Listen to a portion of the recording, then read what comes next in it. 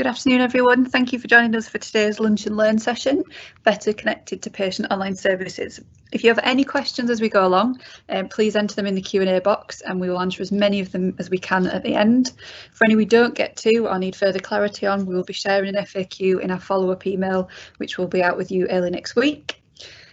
I'm now going to hand you over to Jonathan B, who's Training and Optimisation Consultant here at EMIS Health, and he's going to take you through today's session.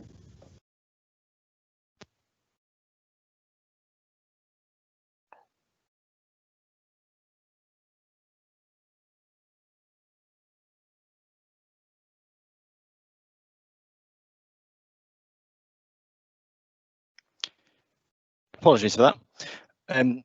Thank you for the welcome, Heather, and welcome everyone to today's training session. So just to give you a bit of background information about myself, I've been with the company for several years and I've had experience working with different healthcare organisations, ranging from GP practices, hospices and community services, and assisting them with EMIS Web. Today, I wanted to talk to you about something that's becoming more and more important in the way that GP practices communicate and connect with their patients. Today's topic is patient online services. What I'll mainly be going through is what you can offer your patients through this platform, how to configure these services, as well as common pitfalls that practice encounter. The presentation hopefully lasts between 30 minutes to 40 minutes, and at the end, myself and my colleague Catherine will go through some questions you've asked, and we'll try to actually answer them for you, or if not, we will try to endeavour them after the presentation and get back the relevant answer to you. So as mentioned, these are just the points we were going through today. So we're going to firstly go look at configuring online services and the appointment book. We will talk to you about proxy access, how that works, and then dealing with any medication requests a patient sends through to EMIS Web. We will then also look onto the patient access website, and we will talk about actually what patients can do on there regarding interaction with pharmacies and nominations and also self-referrals. And then finally, I'm going to just go through some general hints and tips regarding troubleshooting and then give you information about support available for you and your patients going forward with patient access. So the first step is just talking about configuring online services. So what you'll find is within the EMAS Manager module in EMIS Web, this is where you can configure your online service settings. And within there, you'll see various different options. Firstly, you'll see an option talking about messaging. Now, if this was enabled, this will allow your patients to send secure messages to your GP practice, and you will find if it was enabled that a little task will appear within Workflow Manager, and it will allow you to have two-way communication with your patients. If you do enable this, then it will be the usual GP that will receive the task for that patient. However, if it was maybe that you wanted your reception staff or admin staff to actually reply back on the GP's behalf, there is a section in EMAS Manager further down where you can actually add them to actually receive that task as well. There is also a section in there talking about updating contact details. Now, if this option was left unselected, a patient has the ability to actually update their email address and mobile phone number online, but a task isn't generated. However, if you do enable this option, the patient will then have the ability to actually update their home address, and this will generate a task that will come into registration workflow where you'll either have the option to accept or reject the actual address request itself. So as I mentioned, if you leave it unticked, it still gives the patient the ability to actually update their email address and telephone and phone number, but if you tick it, it can update their address as well. There will also be a section within EMAS Manager talking about registration, and there are two parts to this. There is firstly a part regarding pre-registration, and this is very beneficial if you are maybe a university practice and you have a large influx of patients that come to your surgery. So when you choose this option, it'll allow patients the ability to actually add an initial registration information. So it will be their name, their contact details, and maybe their NHS number and their date of birth. This will then generate a task again to come into registration workflow where you can then actually accept the registration and fill in the missing details. So as I mentioned, the pre-registration is very useful if you're a university practice, or alternatively, if you actually want to enable patients to register your practice via online. There is then a section talking about online registration. And this allows a patient to register online and for patient access or online services and create a basic account which allows them to book one appointment. If they then would like to receive full access, they will have to bring some form of ID into the practice, and the identity verification needs to be completed with their online user profile. So that's where you can either personally vouch for the patient, you can add on an identity document, or you can state you've actually seen the proof of ID the patient has provided to you. There's also then an option called online triage, which is now actually known as online consult. Now this is a chargeable service which provides 24-hour triage system that provides patients with a convenient way of seeking health advice. You'll find there will be links to self-care resources from patient.info and forms for detailing symptoms, and it also supports patients around the clock to help them relieve the pressure practices face. So if it was enabled and purchased, patients would be able to view a health advice section on patient access and can submit triage forms, which will populate the online triage section of document management, and they'll be automatically linked to the patient's medical record. There is also a section on there talking about display clinician details. Now again, if this was enabled, it would allow patients to search for a specific clinician based on their gender or if they communicate in a specific language. So to configure the gender and languages that a particular one of your staff members, this can be done within the organization configuration. So when you're on the organization configuration page and you're looking at a user, on the first page it talks to you there about gender, and then on the second page it talks to you about the role. So on the, I think the third page, it talks about languages, and whatever you add in there would then be able to be viewed on the patient access website or on online services. The new option you have available as well is something called medical record sharing. And if this was allowed and enabled, it will be a patient would be able to provide a healthcare professional or contact with a secure copy of their medical record. So the shared record will be available for 24 hours by a secure link, and they'll access it by providing an access code. So it might be beneficial to maybe to enable this and allow it for your patients if maybe your patients are going on holiday abroad, and if they want to maybe have a healthcare professional see their medical record, they could potentially do it via the medical record sharing option. Next, I'm going to move on to talk to you about configuring online services, looking specifically at the detailed coded record section. Now, there are two steps to this to be considered. The first step, as it says there, is to configure what is the maximum available for a patient with an EMAS manager. So an EMAS manager, you'll see various different tick boxes, and whatever you configure in here is the maximum that a patient can do.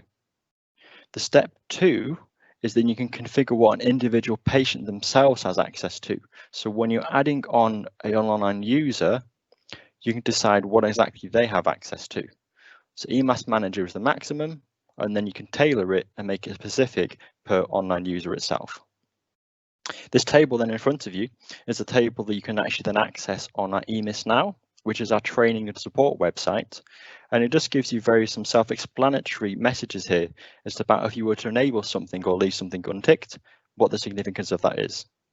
So as you can see there, you have the option to enable options for potentially for free text, as well as giving time periods on there as well.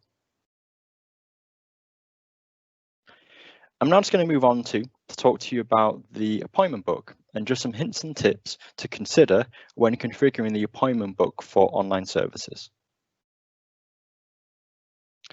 So firstly, if you are finding you're unable to assign a slot to a certain clinician, this needs to be activated per user within the organization configuration.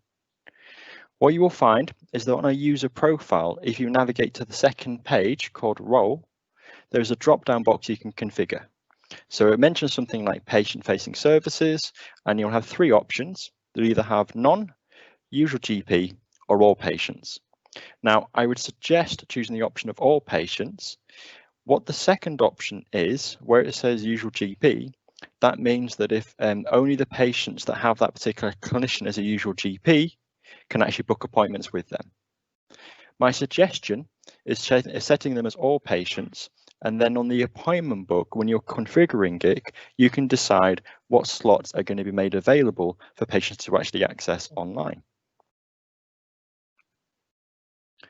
The next bit is talking about appointment book tick box. So what you'll notice is when you create or update a session template, there is a tick box to stop all slots being made available on patient access. So it's on the left-hand side of the create session page. Now I would suggest only using this option if you firstly don't want any of the slots available online and if you're providing a specialist clinic. A knock-on effect of the tick box is that this doesn't display these appointment details within the diary screen of a patient's record. So if you are often going to a patient's record, looking at the diary screen to see any future upcoming appointments, if that tick box is enabled, any appointments linked to that session wouldn't then be displayed there. You would still be able to view them in the patient appointment section in the appointment book, but you won't be able to view them in the diary screen itself. If you actually wanted, though, a certain number of slots in the future to be made available when applying sessions to the planner or the appointment book, then I would recommend including embargoes on the slot. What an embargo slot is, it means it only releases that particular slot to be booked from a certain date. So it could be that maybe there was only certain slots in the future, maybe say for instance 5 or 10 days in the future that you want to be made available. So you kind of you're limiting the number of available slots to be booked. And if you would like to configure embargoes, you can set these up within the appointment book config. And then when you create a slot, create a session, or actually amending a slot type, you can go in the slot properties of it, and that's where you'll see a drop-down box, and that's where you can link an embargo. So as I mentioned, you can maybe have it set for the next day, for maybe 5 days or 10 days, and it would mean that those particular appointments would only then be released to be booked 5, 10 days or a day in advance. So it kind of cascades the number of slots made available on to your patients. And then finally, another thing I suggest would do is looking at dummy patient testing. So in order to make sure that appointments have been correctly configured and a patient will be able to view the correct slot types, I would recommend registering a dummy patient for patient access. And the benefit of this is firstly, when you then log in as the dummy patient, you can actually have a look to see what appointments are available to them. And also, if you're maybe testing your the detailed coded record section, you can actually see quite clearly what the information the patient would be able to view within their actual medical record itself, or like what particular medications they can view as well. I'm now just going to move on to talk about proxy access and proxy users. So what proxy access is if you want to give someone the ability to access someone else's medical record, their appointment book, or maybe their actual prescriptions, you can add them as a proxy user. So this may be you want to add on a parent of a child, it might be you want to add a carer, or maybe someone that works in a care home and is going to maybe order the medications on behalf of their patient, of their actual residents. So when you add a proxy user on the system, the proxy user can either be firstly a patient of yours, it can secondly be another online user, or thirdly, it could actually be someone that's not linked to your practice at all. As I mentioned, maybe like a carer or within a care home or a care worker. When you add a proxy user on, you can also decide, again, the same as an online user, what services they have access to and how much of a patient's medical record they can view. So it's very similar to when adding an online user, but there is a couple of subtle differences. The first one being regarding legal basis.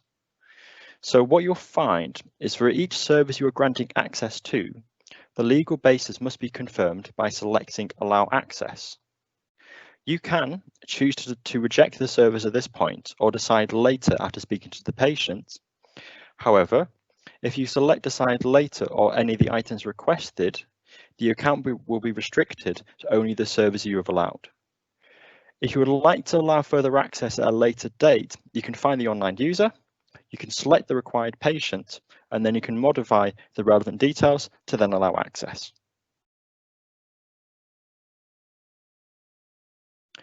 What you'll also find as well is that with proxy users, you will have what's known as age notifications. So the age notifications are currently generated when a patient reaches 11 or 16 years of age. In the future, they also may be included when a patient reaches 13. Now at the minute, if a patient was to reach 11 and if they had any proxy access users, then the proxy access account will be restricted. This is necessary so a clinician can assess whether or not the patient is competent to manage their own account.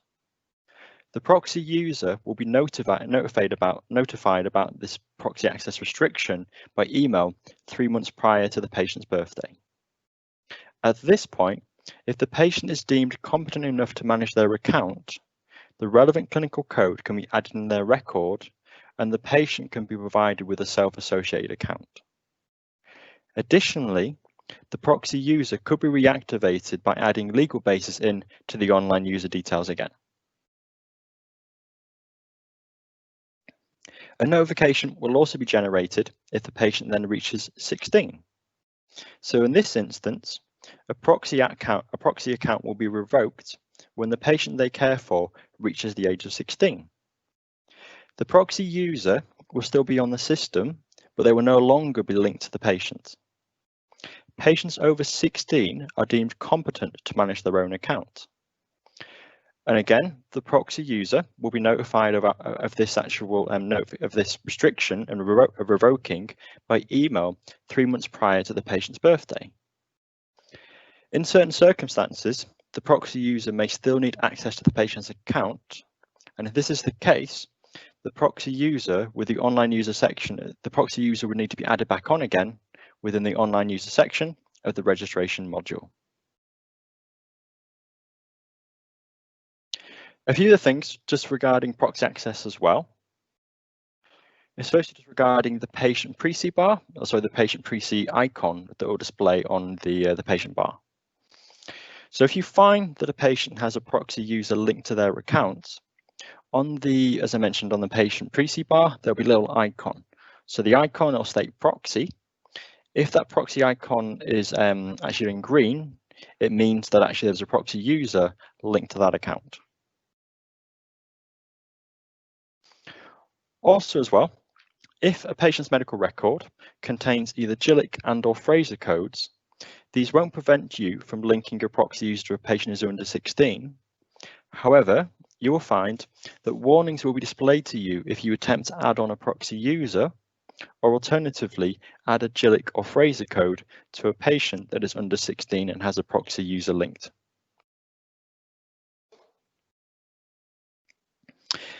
If you're finding as well that if a patient is coded as not competent to consent to online access, and you won't be able to register the patient for online services. Alternatively, if the patient is as an online account, then this will, as an online account, this account will also be removed. And also, if the patient has a linked proxy account, this will be restricted until legal basis is re-added again to the proxy user. And then finally, I just want to mention briefly about a protocol trigger as well. So if you would like to create your own protocol triggers to display when a user has a proxy user added to display to one of your staff members, when a proxy user is added on, then this can be now selected as a protocol trigger within the template manager or resource publisher if you're using that module. So this protocol trigger has been created for the Gillick and Fraser warnings, but you can also display your own warnings to staff members if you would like. So maybe that if you're allowing a particular person to be a proxy user, they have to fill in your own practice form, and someone has to view that. So you have to then see there's a signature. You then have that and maybe saved in a file or for audit purposes. You could possibly create a protocol trigger that when someone is coming to add on a proxy user, it asks the user a question. Something along the lines of, has this patient or has this proxy user filled in the form? If you choose, and it's just giving them again just a check to make sure that's actually been carried out before you then go and add on the proxy user to that particular person's account. I'm now just going to move on to talk about prescription requests and medication requests that a patient sends into a practice.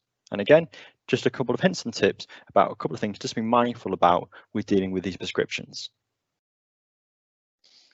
So what you'll find is if a patient is requested to have any repeat medication, this will come into a module called Workflow Manager, and it will come into a section called Medicine Management.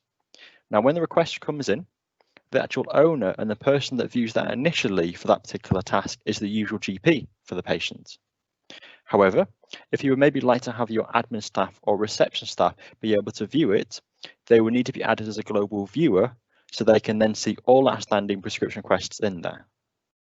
Alternatively, you maybe want to have maybe reception admin staff access only a certain number of maybe only certain doctors' requests. And in that instance, you could add what's known as a deputy within organization config, where you just basically give someone access to someone or someone else's inbox. But most of the time, you probably would want to add them as a global viewer, so they have access to all outstanding requests. So there's also, when you see the request come in, there'll be a field called source field. And that'll indicate to you whether or not that particular request has come from someone within the practice or has come from a patient.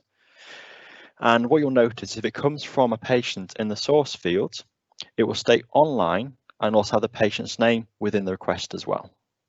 Because what you'll find within Workflow Manager is that it will usually come into either requests or requests with queries, depending how you have it configured. But it also might be a mixture of requests that have been sent through from your practice staff as well. But if you want to identify specifically the ones that have been sent from online services, it will state online within the source field when you're actually looking at the tasks themselves. So if a clinician, when they're viewing a request sent through from an online service, if a clinician needs to provide a response back to a patient, then they can include some text within the patient-facing services message box displayed to them. So what you will find is when you open up one of these requests, if it's come from a patient, at the bottom of the page of the task, it will actually state a text box saying patient-facing services message. So what you could do is if maybe a patient has requested their medication too early, you could reject the request and you could put a particular message in there, which will then get sent back to the patient. So there's a box at the bottom that will say patient-facing services message. And as I mentioned, whatever you type in there, and then when you choose reject, the patient will then actually receive that particular message when they log into patient access. And finally, you'll also notice that there'll be a rejection reason. So again, when you're on medicine management, when you've opened up a particular script request, at the top of the page, there'll be a reason box. And that's very useful if you want to reject it, but you want to record some information within the drug history as to why that particular request has been rejected. So you'll see again a free text box at the top of the page, and whatever you put in there displays in the drug history, and then the patient-facing services message at the bottom that would actually get sent through to the patient. I'm now just going to move on to talk to you about a few things that a patient can actually carry out via using patient access for the website. So firstly, if a patient is interested in finding out what free healthcare advice, medication, and paid for services a local pharmacy can provide, then they can find this information out on the pharmacy service section on the patient access website. So when you go into patient access and you look without even logging in, at the top you will see a link that says pharmacy services. When they click on this link, they can choose the service, medication, or equipment they require, and they can then search for a local pharmacy that provides this. So if you click on that pharmacy services, you will then see this page here. And you can then firstly select a relevant service you're interested in. So it might be, for instance, maybe for back pain tablets, or it might be for earplugs, or it might be for like a counselling video assessment. So you could choose a service that a pharmacy offers. And then what you can do in the bottom left-hand corner, you can type in your postcode and you can choose search, and you can see if any pharmacies in your local area are providing this option to you. So the benefits of this to a GP practice is that it reduces the pressure on yourselves and also improves patient demand management. So that's the first way you could have a look at it. So a patient can actually look to search for a specific service available within a pharmacy. They could search for it and type in their postcode, or alternatively, if a patient navigates to the bottom of the pharmacy services page I previously showed you, there is a section titled Locations.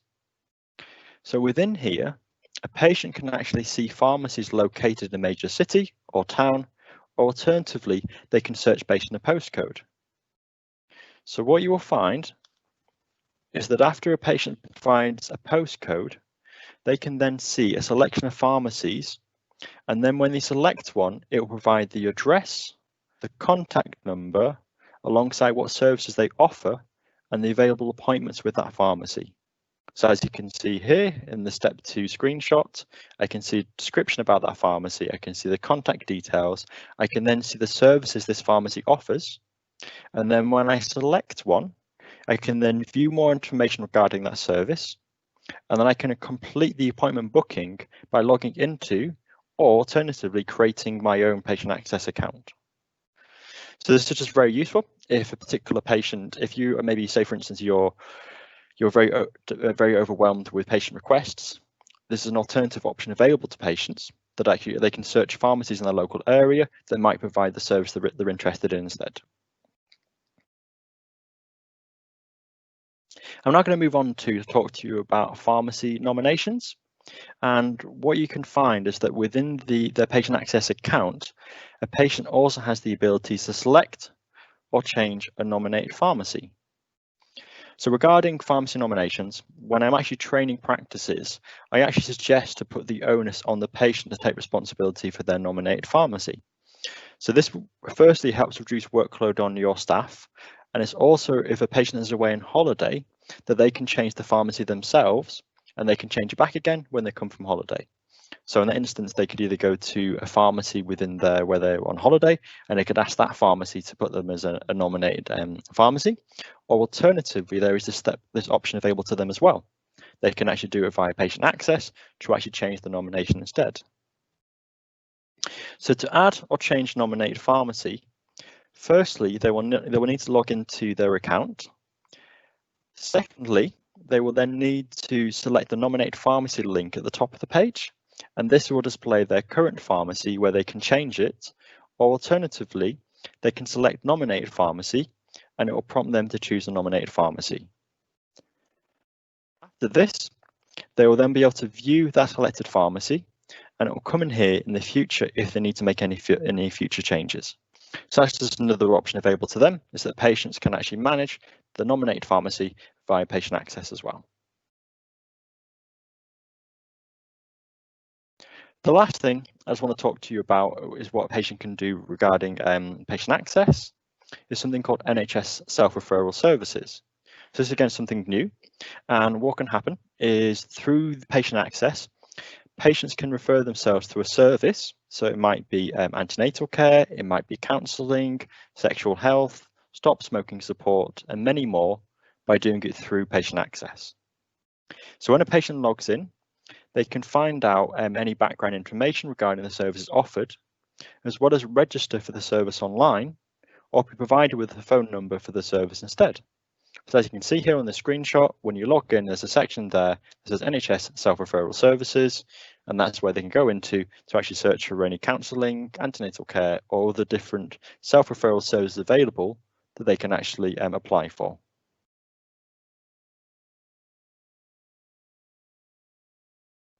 Next, I just want to go through a couple of hints and tips regarding troubleshooting and common occurrences or common issues you might encounter using trying to configure and set up patient access or online services for yourself or for your patient. So firstly, just wanted to go through account statuses. And what you will find is that for online services, there are 4 different account statuses. There's 3 main ones, and there's one you might see every now and again. So firstly, we have what's known as inactive. And this is where a patient is registered online, but they need to attend the practice with their ID to then be given full grant to their actual to their account. or it is alternatively where you have actually chosen the option of reset account key, and you've not actually then recorded proof of ID for the patient. So when you choose the reset account key, you then need to go and provide proof of ID again, and that's where you could either personally vouch, you can add on an identity document, or you could actually say you've actually seen the documentation that the patient has provided to you. So that's the inactive account. Secondly, you might have active, and this is where a patient has registered your practice for online services and they've been issued with a PIN document, but they've not actually gone on the website yet to fully complete their registration. So that's where it's active. So that's where, as mentioned, you give them the PIN document to them, but they haven't actually gone through and carried out that their full access. You'll then have live, and that's quite self-explanatory. So the patient has full access, there's no concerns with it, and they can use everything fine. And the other option you might see occasionally is what's known as archived. And this is where an account status has been inactive for over 12 months, and it's then actually archived that account on the system. So that's just a few things regarding account status. Secondly, if you are finding that patients are unable to log in, they can then, so if a patient is unable to log into their account, they can reset their account key with online services section, and a patient will then require, and again, as I mentioned before, a patient will require identity verification to be included again before they can actually log in. So if they're unable to log in, there's an option you will find called reset account key in the online services section. If you click on that, the patient will then be provided with a PIN document and they'll have to go and register for online services again. So if a patient has forgot their login details, the patients themselves can actually find out the email address linked to their account, as well as recover their user ID or password via the patient access website. So it works very similar to how you probably interact with other companies, that if they choose this option and if they have a mobile phone number, they can actually then reset their actual login details via with using a mobile phone. And again, what you'll find is on the patient access website, there's links there that talk about forget. So forget login details, you can click on there and it'll then talk them through how to actually find that information out again. And then finally, I just want to talk to you about under 16 competency. So if you're registering a patient for patient access who is under 16, then a clinical code needs to be recorded in their record to advise they're competent to consent to online access. So if you're coming up and you're adding on an account and it's come with a pop-up box advising you that you need to add a code on, it's because there's a code that needs to be added on to advise they're actually competent to manage their actual the online services online. So that's just a few points there, just regarding kind of troubleshooting or common occurrences you might find when configuring or when using patient access and online services. So going forward, if you have a patient and they are struggling to be able to do something on patient access, you will find there's actually a support website. So on here, you have various different guides and videos and short articles that talk through a patient, how to actually carry something out. There's also the ability as well to have technical support. So if a patient is struggling with a specific problem or specific issue, they can actually fill in a form and it will ask them the relevant details, and then our patient access support team will then investigate that for the patient. Alternatively, if you yourselves are struggling to maybe configure something for online services or for patient access, we have a website called eMIS Now, and this is a training and support website which gives you various different guides and articles that cover the content. So as you can see here, we have 28 articles available for you that cover the content of patient access and online services. Now, just a side note, with the content I've gone through, all the information here I provided you with is available on eMIS Now. So hopefully you should be receiving through a copy of the slides or some notes from these slides, and it will include the links through to the relevant sections if you want to know more detailed content about the information I've gone through and within this actual presentation. So that's the end of my presentation. I hope you found it useful and has answered some maybe questions and queries you've had regarding patient access, online services. I believe you might have been possibly, hopefully, asking some questions as we're going through, and we now have an opportunity for me and my colleague Catherine to discuss some of these questions that have come to light. Yep, thank you very much, Jonathan. We have had a few questions in. I'll just go over to the screen. So starting off, one of the questions we have, if I set up a proxy user for a child, does this automatically cease when the child reaches a certain age?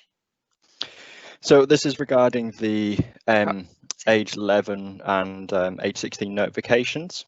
So when if you're a proxy user for a child, when you turn to age 11, the proxy, so when the patient turns 11, the proxy user will be notified 3 months beforehand that actually there's an age notification, and you would have to add on if you still want to have access to that patient, you'd have to actually link the proxy user to the account again.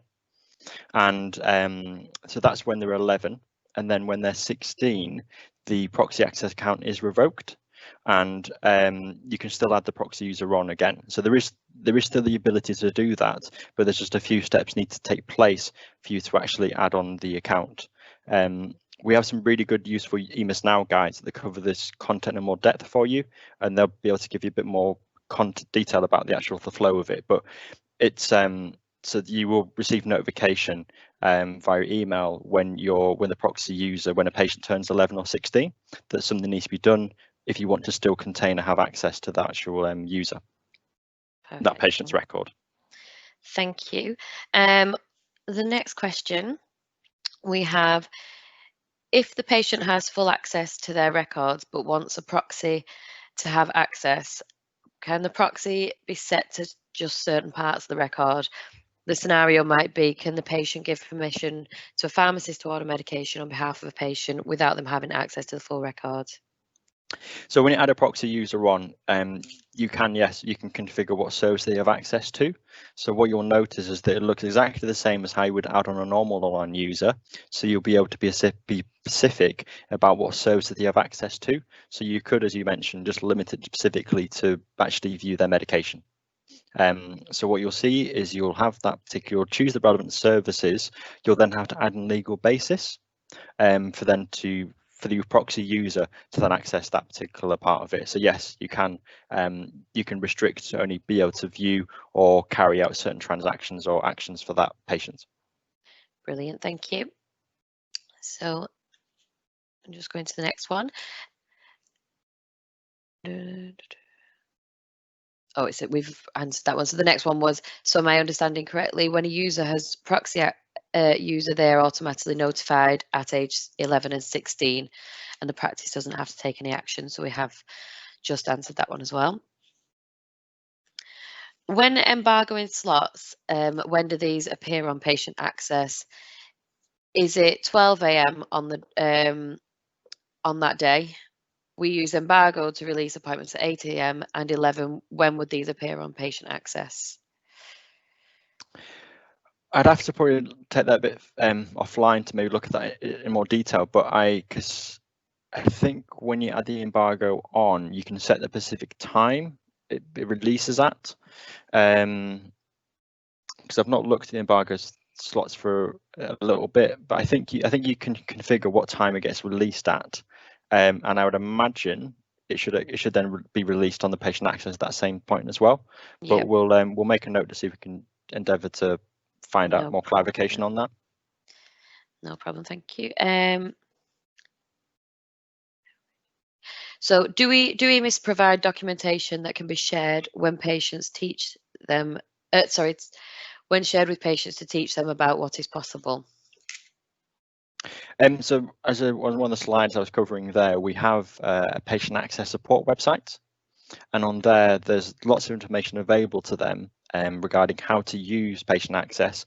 And I believe, I've not looked at the detail and I've not looked at all the content, but I imagine it would also contain information there about what patients can do.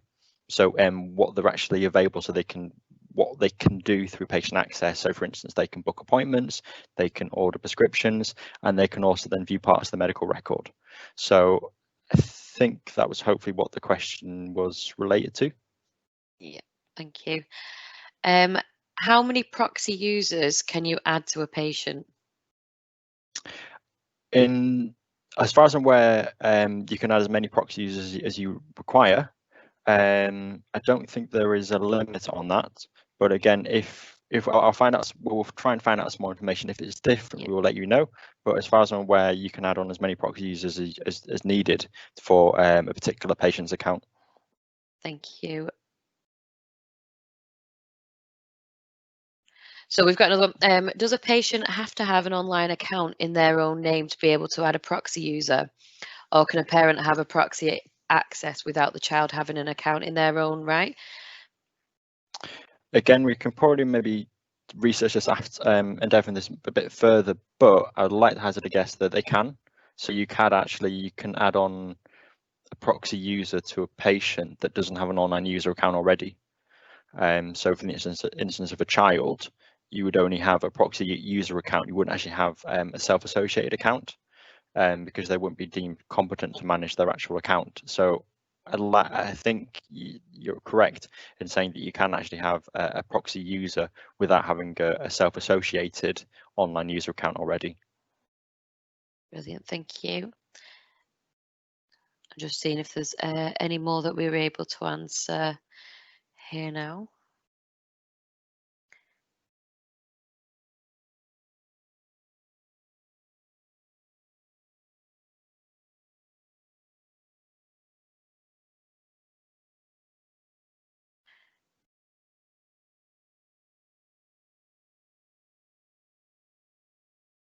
Whilst we're waiting just maybe some more questions to come in, I just wanted to reiterate, as I mentioned earlier, that there is a lot of very useful and detailed content available for you on EMIS now. So if you are struggling to be able to do something, especially when it comes to proxy access, there is lots of content available for you on there to actually search through and actually navigate through finding out how to actually to carry it out, or if you have any specific questions regarding that.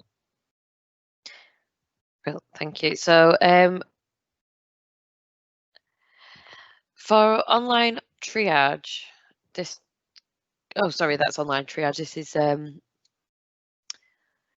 we've not touched on online triage, have we? So we've touched about it briefly. Yeah, there is actually an to... online triage session going ahead next Tuesday, I think it is.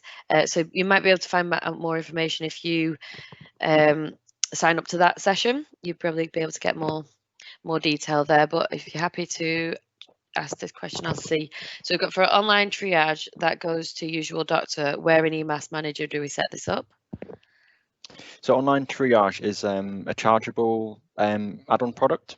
Mm-hmm. So I don't know, hopefully you probably would be able to give more details on next Tuesday's one if you're interested in using it, how to actually activate, how to actually purchase it. Yeah, I think that there's, I mean, like I said, maybe the online triage session is probably more useful to attend for that, that kind of side. Yep. So I've just got a few more.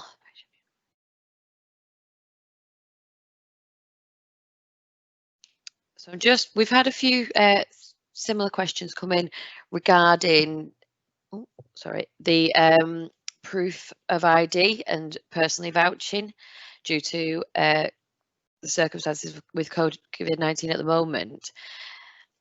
So I just want to touch on that at the moment. So we've got, let me just see there.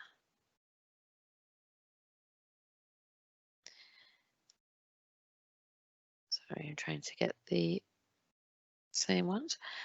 So yeah, how do you recommend setup during COVID-19 for online services using personally vouching to avoid for patients to provide to come into the surgery? So the patient needing to prove who they are in EMIS is a rule, but their own data for your own data security protocol. So we have a few suggestions. A suggestion could be that you book a video consult with a patient for the receptionist to do a video consult, or a clinician to get the proof there. So you've got so you're actually seeing the patient at the time of proving. If the patient has had a call with a clinician or staff for an appointment, they could personally vouch through having that consultation. And any checks on the medical history. So you would need to get advice, further advice from NHS England for this, but there are a few suggestions that we've got to, so you could do the vouching, as i.e. seeing a patient or verbally without them coming into surgery. But like I say, any further advice I would take from NHS England on this. Thank you. And let me just see if there's any more that we're able to answer at the moment. We've got, can you request acute medication via patient access? As far as I'm aware, it just displays the repeat medication the patient has. So it won't display to them the acute medication. Yep. But again, if we find out it's different, we can respond back. But my understanding is it's just showing you purely the repeat medication on that patient's record.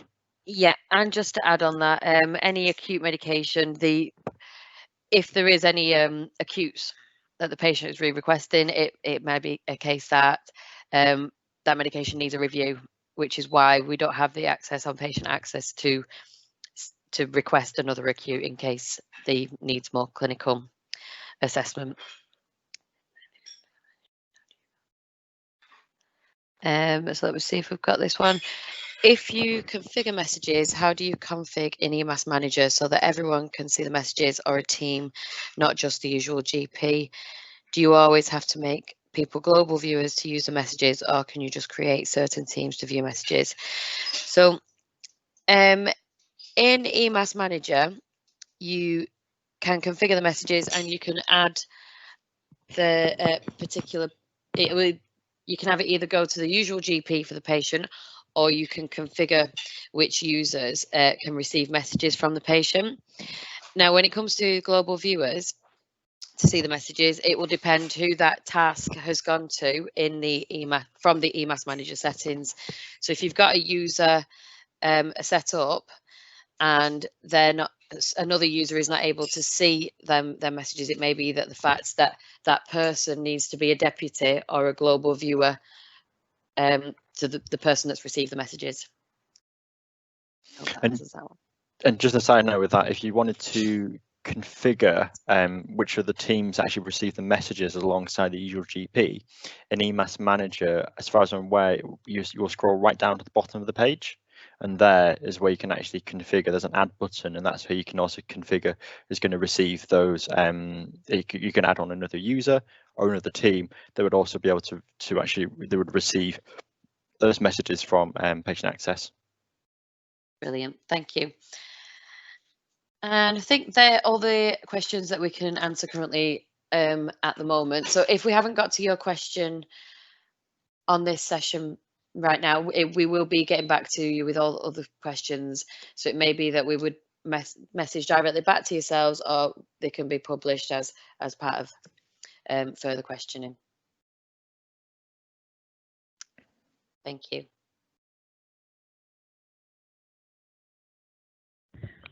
Thank you, Jonathan. Thanks, Catherine, and thanks to everybody that's joined us.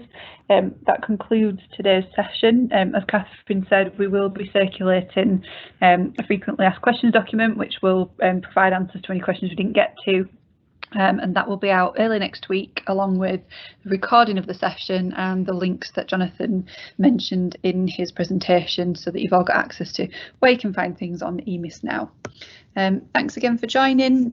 Hopefully there's other sessions that you've booked onto, but if you haven't, you can still book onto next week's sessions. So if you visit the EMIS Health website on the news and events page, you'll see all next week's sessions listed, including the online consult session that Catherine mentioned, which takes place on the 22nd at 12 o'clock. Thanks again.